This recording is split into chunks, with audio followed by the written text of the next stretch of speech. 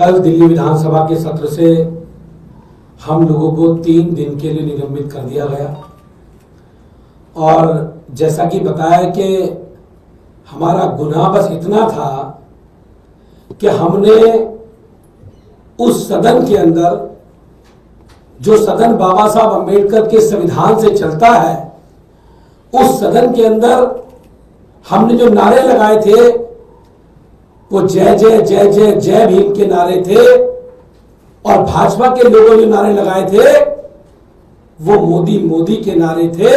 हमने जय भीम के नारे लगाए, इसलिए हम लोगों को दिल्ली विधानसभा के अध्यक्ष विजेंद्र गुप्ता जी ने हम लोगों को सदन से बाहर कर दिया।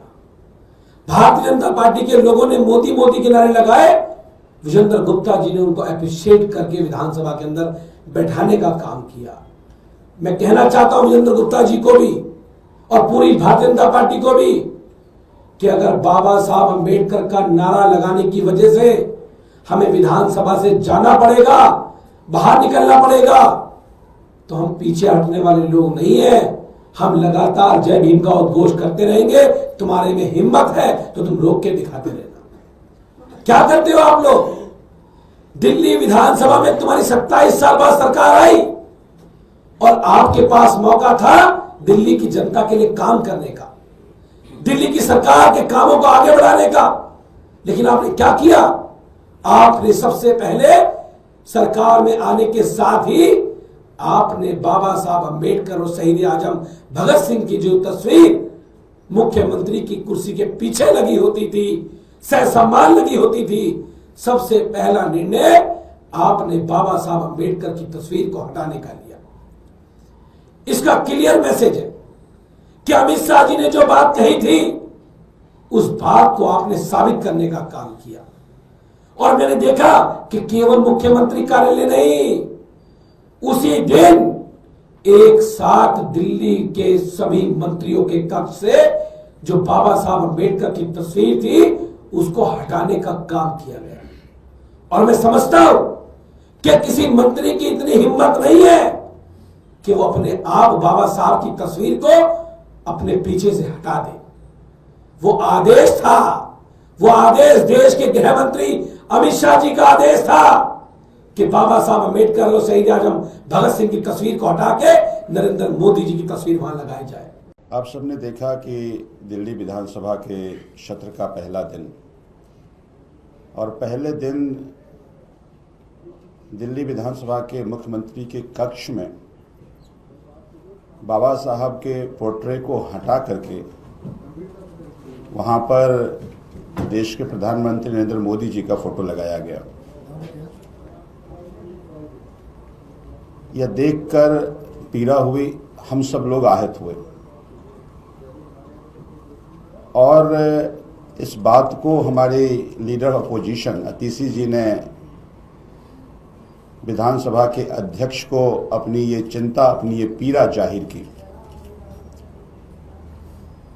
लेकिन लगातार अपनी पीड़ा, अपनी चिंता जाहिर करने के बावजूद विधानसभा अध्यक्ष का कोई इस पर डायरेक्शन नहीं आया। ना केवल हम विधानसभा के साथी बल्कि दिल्ली देश में जो बाबा साहब को मानते हैं, प्यार करते हैं, संविधान को मानते हैं, वो सब आहत हुए। अगले दिन एलजी साहब का अभिभाषण था। स्पीकर साहब से फिर से हम सब लोगों ने ये मांग की कि बाबा साहब के जो चित्र जो हटाया गया था उसको उसी जगह लगा दिया जाए। लेकिन वहां पर नरेंद्र मोदी जी का फोटो लगना, तो फिर मन में एक सवाल आया, क्या भारतीय जनता पार्टी ये मानती है कि अब नरेंद्र मोदी जी बाबा साहब से बड़े हो गए? और यही सवाल हमने स्पीकर साहब को पूछा कि आपका कोई डायरेक्शन ना आना ये दर्शाता है कि आप सब लोग ये मानते हैं कि अब नरेंद्र मोदी जी बाबा साहब से बड़े हो गए। हम लगातार इस बात की स्पीकर साहब से डायरेक्शन का इंतजार कर रहे थे, अपनी बात रख रहे थे, लेकिन स्पीकर साहब ने डायरेक्शन देने के बजाय हम सबको मार्शल से विधानसभा से बाहर निकाल दिया। आज ये विधानसभा हो, स्पीकर साहब हो, एलजी का अभिभाषण हो या देश की जनतांत्रिक व्यवस्था हो, ये बाबा साहब के संविधान के कारण चलता है। तो बाबा साहब से बड़ा तो कोई नहीं है, संविधान से बड़ा कोई नहीं है। और अगर बाबा साहब का ये अपमान किया जाए हम तो बर्दाश्त नहीं करेंगे।